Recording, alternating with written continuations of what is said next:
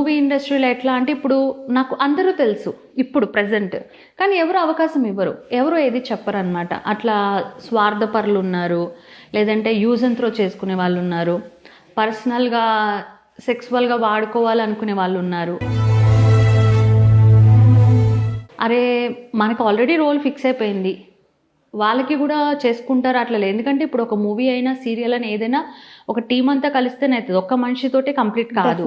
కానీ వాళ్ళకి అది ఎందుకు అర్థం కాదు నాకు అనిపిస్తుంది. ఎవ్వరు కానీ నాకు ఎటువంటి హెల్ప్ చేసిన వాళ్ళు లేరు.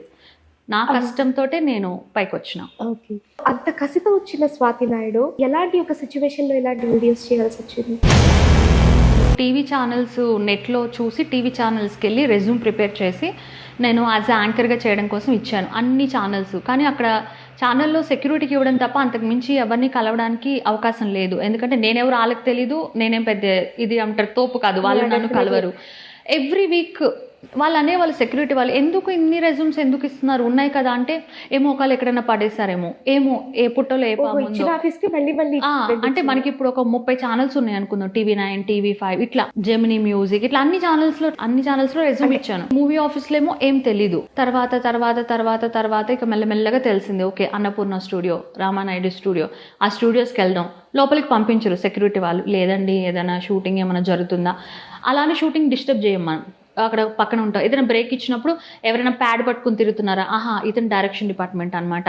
మళ్ళీ వాళ్ళు కూడా మాట్లాడతారో లేదో తెలీదు, వాళ్ళ దగ్గరికి వెళ్ళడం, వాళ్ళకి ఫొటోస్ ఇవ్వడం, ఏదైనా ఉంటే చెప్పండి అనడము, వాళ్ళ అర్ధరాత్రి ఫోన్లు చేయడము, విసిగించడము, రూమ్కి రమ్మని చెప్పడము, పర్సనల్గా వాడుకోవడం. అసలు షూటింగ్కి దీనికి ఏంటి సంబంధం?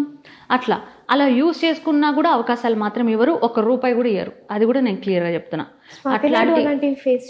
చాలా ఫేస్ చేశాను, అంటే నా ఇష్టం లేకుండా.